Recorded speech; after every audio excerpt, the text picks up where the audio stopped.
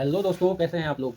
स्वागत है आपका एक नए ब्लॉग में, जहां मैं अपनी एसएससी सीजीएल 2023 की जर्नी आप लोगों से डिस्कस करूंगा। लेकिन इससे पहले मेरे शब्द प्रवाह हैंडल से एक कविता आपके सामने प्रस्तुत है, जो अभ्यर्थी जीवन में एक नई ऊर्जा और नए दीप का संचार करती है। तो सुनिएगा।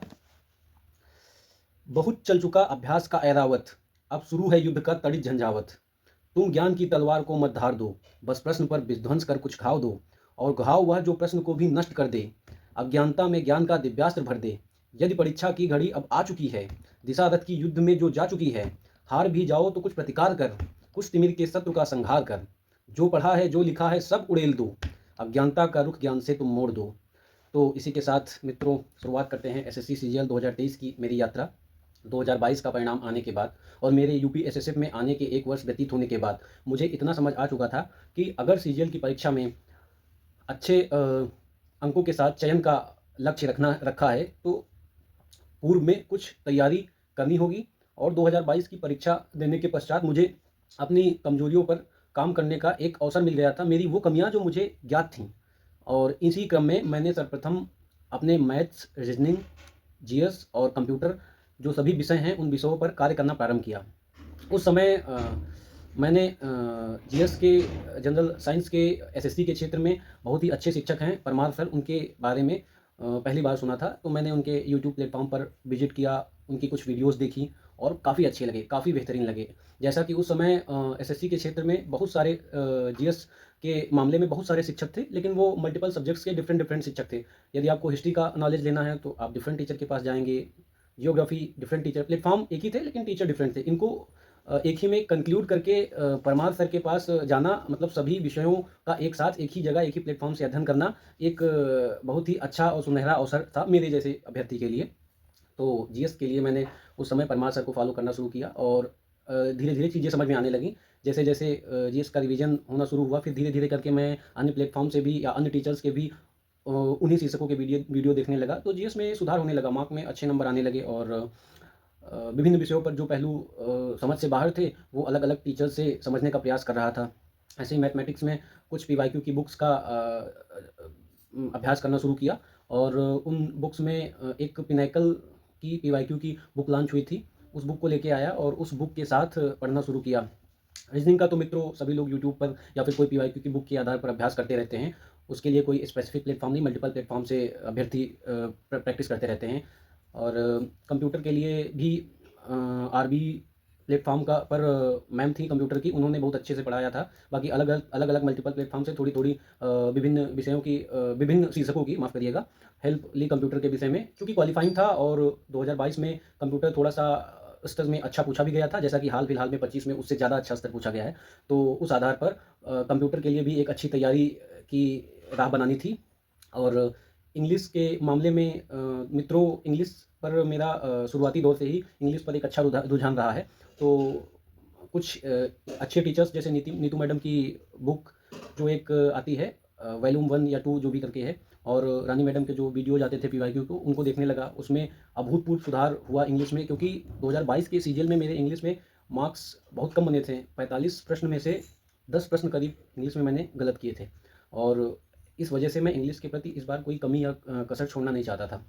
तो ऐसे ही चलता रहा, रिवीजन, ड्यूटी, लाइब्रेरी, ये सब एक शेड्यूल में आ गया, चीज़ें अच्छे से चलने लगीं। और प्रारंभिक परीक्षा की तिथियां आईं। प्रारंभिक परीक्षा, जहाँ तक मुझे याद है, जुलाई या अगस्त माह में संपन्न हुई थी। और उस परीक्षा में अप्रॉक्स 156 मार्क्स मैंने जो है प्राप्त किए और एक अच्छे मार्क्स थे। उसके पश्चात मुख्य परीक्षा की तिथियां जारी हुई और यह ज्ञात हुआ कि मुख्य परीक्षा अक्टूबर या सितंबर अक्टूबर ऐसे ही माह थे, उन्हीं में मुख्य परीक्षा की तिथियां निर्धारित थीं। तो मुख्य परीक्षा के लिए मुख्य परीक्षा के मार्क, जो कंपाइल्ड मार्क होते हैं, वो देना प्रारंभ कर दिए, क्योंकि सिलेबस तो तब तक कंप्लीट हो चुका था और मार्क में भी एक एवरेज अच्छा स्कोर बनने लगा। अप्रॉक्स 310, 315 या 320 स्कोर आने लगा। तो एक कॉन्फिडेंस डेवलप हो चुका था। और जैसा कि प्रारंभिक परीक्षा की, मुख्य परीक्षा की तिथि आई और मैंने परीक्षा दी, और परीक्षा उस लिहाज से अच्छी रही क्योंकि मैथ का पेपर थोड़ा सा कठिन आया था, लेकिन संयम और धैर्य का उपयोग करते हुए अपने आने वाले प्रश्नों को हल करते हुए आगे बढ़ता चला गया। तो फर्स्ट सेक्शन भी ठीक हुआ। और सेकंड सेक्शन, जैसा कि मित्रों मैंने पूर्व में बताया था कि 2022 की परीक्षा में सेकंड सेक्शन में मुझे इंग्लिश और जीएस के विषयों में काफ़ी नुकसान हुआ था। तो इस बार इंग्लिश और जीएस में भी बहुत अच्छा नहीं लेकिन एक अच्छा स्कोर प्राप्त किया, जो कि स्क्रीन पर आप देख रहे हैं। उसके बाद अब परिणाम की बारी थी, तो ये परीक्षा हो जाने के बाद 2 या 3 दिन में आंसर की आ गई और मार्क्स मिलाए, चेक किए, तो ये लग रहा था कि बहुत ज़्यादा मार्क्स तो नहीं प्राप्त किए हैं, लेकिन इस बार सामान्यतः 24 की भांति, जैसा कि मैंने पिछले वीडियो में बताया था, लग रहा था कि कोई एक सीट प्राप्त कर लूँगा। तो एक मन में खुशी थी और उसके लिए मैं विभिन्न कट-ऑफ के वीडियो, जैसा कि आपने पिछले वीडियो 24 में सुना होगा कि विभिन्न प्रकार के वीडियो अंतिम परिणाम आने और आंसर की आने के बीच के समय में देखता रहा और एक अंदर से कभी मूड स्विंग होते हैं, कभी व्यक्ति खुश होता है, कभी व्यक्ति निराश होता है। कोई वीडियो में आपकी कट-ऑफ, आपके नंबर कट-ऑफ के अंदर इंक्लूड कर लिए गए तो आप खुश हो जाएँगे। नेक्स्ट वीडियो आपने देखा जिसमें संबंधित व्यक्ति द्वारा कट ऑफ आपके नंबर से ज़्यादा बताई गई। ये स्थिति तब उत्पन्न होती है जब आपके मार्क्स बॉर्डर लाइन पे होते हैं। तो मेरी 23 और 24 दोनों परीक्षाओं के जो मार्क्स थे वो बॉर्डर लाइन पे थे, तो मूड स्विंग बहुत होते हैं। मेरी ही नहीं, जितने अभ्यर्थी उस दौरान आंसर की और अंतिम परिणाम आने के बीच का समय जो व्यतीत करते हैं, वो बहुत ही मुश्किल होता है। हाल-फिलहाल में चीज़ें ऐसे ही चलती रहीं और अंतिम परिणाम आया, वो दिसंबर का महीना था। मैं लाइब्रेरी में बैठा हुआ पढ़ ही रहा था और एक अंदेशा हो जाता है कि अब अंतिम परिणाम आने वाला है, ऐसा कुछ। तो बार-बार टेलीग्राम, वेबसाइट्स ये सब विज़िट कर रहा था। अंतिम परिणाम आया, मैंने कट ऑफ चेक की, कट ऑफ से 1 या 2 नंबर ज़्यादा नंबर मेरे लगे मुझे, तो मुझे लगा कि मेरा अंतिम रूप से चयन कहीं न कहीं किसी पद पर हो गया होगा। फिर कट ऑफ देखने के बाद मैं अंतिम लिस्ट में अपने नाम को सर्च करने लगा। अब मेरा नाम उस लिस्ट में नहीं था। मैं ढूँढ रहा हूँ, एक उत्सुकतावश नाम ढूँढता जा रहा हूँ, वो नाम लिस्ट में नहीं था तो कैसे मिले? और उसके पश्चात एकदम से कहते हैं आश्चर्यचकित होना या चकाचौंध हो जाना, ऐसा कुछ कह सकते हैं। मैं एक साथ आश्चर्यचकित भी था और अ, चकाचौंध, या फिर मैं उस स्थिति को शब्द में बयाँ नहीं कर पा रहा हूँ, माफ़ी चाहूँगा।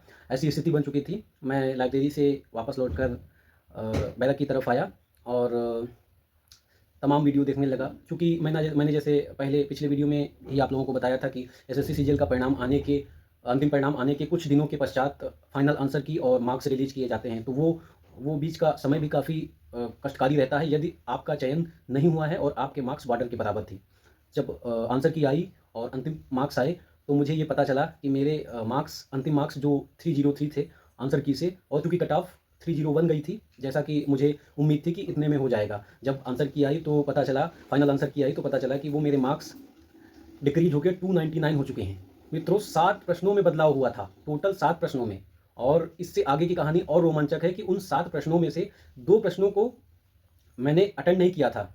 बचे 5 प्रश्न। 5 प्रश्नों में से 2 प्रश्नों के ऑप्शन मेरे सही हुए थे, मतलब 4 प्रश्नों में ऑप्शन चेंज किए गए थे, जिसमें से 2 मेरे पूर्व के सही थे, 2 मेरे बाद में सही हुए, तो वो आपस में कैंसल आउट हो गए। 1 प्रश्न और था, वो मुझे आज भी याद है।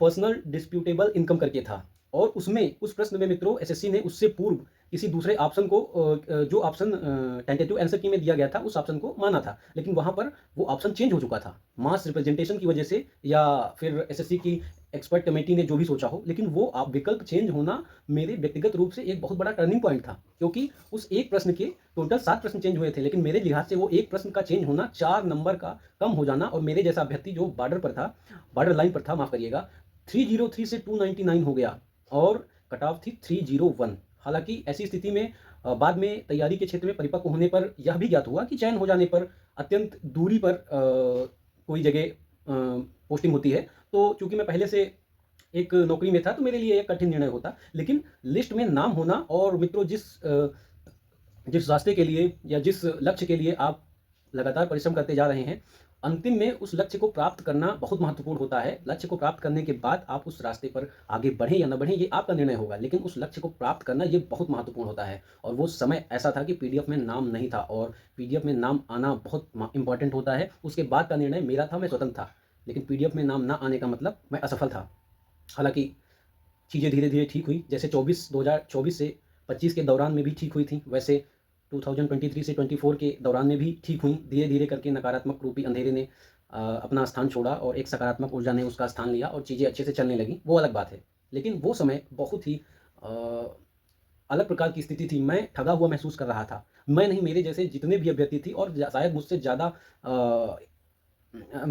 योग्य अभ्यर्थी जो उस स्थिति में थे, उन 7 प्रश्नों के विकल्पों के परिवर्तन ना होने पर एक अच्छी स्थिति में अपने आप को पाते, वो वहाँ नहीं थे। तो ऐसे ही कुछ थी ये कहानी, जो आपके समक्ष मैंने प्रस्तुत की।